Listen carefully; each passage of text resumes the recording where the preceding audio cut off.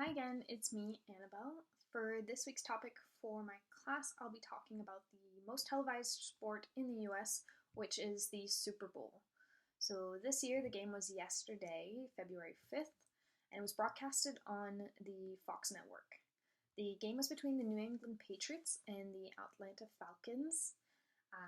The halftime show, which was the biggest part of the Super Bowl, was Lady Gaga. Actually, interesting fact is that the halftime show artists actually don't receive any money. Rather, in compensation, they actually get exposure through the NFL, through the TV stations, and everything.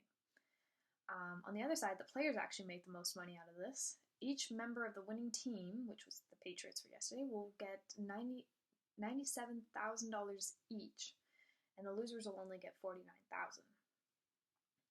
For television, last year, since we don't have quite yet how many watched this year, it was 111.9 million people watched it. With that many people watching, Fox actually sells a lot of their advertising, which is known. Super Bowl ads are very famous. They actually vary from 5 million to 5.5 million per 30-second ad spot. So an ad per second will cost you around 183.8 per second. Back in 1967, a 30-second spot would only cost you about $40,000. So one of the biggest companies that put ads into the Super Bowl is actually Budweiser. They're known for their Clydesdale and the puppies. They've spent actually since 2010 $218.5 million just in advertisement on the Super Bowl. There's other popular brands, especially cars, which are really well known for having ads. This year included Audi, Buick, Honda, Kia, Lexus, and Mercedes-Benz. Another big amount of money that comes in for the Super Bowl is through the tickets that are being sold.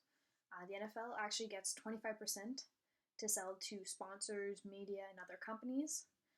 Each of the two teams participating gets 17.5% of the tickets to sell.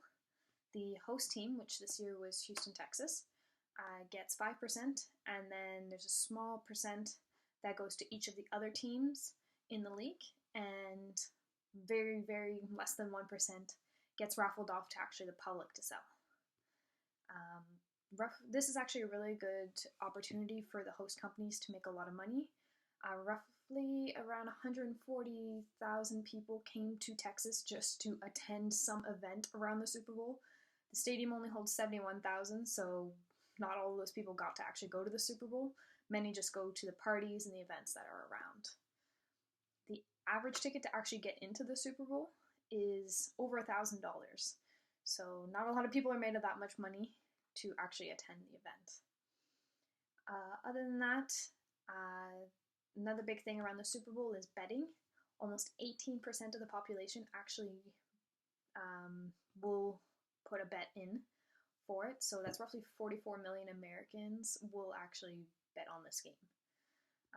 For another tactic by the NFL to get money and more exposure from is using the mascots, which is an interesting thing. An example is the Atlanta's Freddie the Falcon, whose current rate is $300 per hour, or $200 for 30 minutes for him to attend an event. They may put out that there's a donation or discount rate for nonprofit organizations, which is $175 per hour. Other than that, this is one of the biggest sporting events. I know for a fact that I am one of those people who watches it, and this will be my video for the week. Thanks.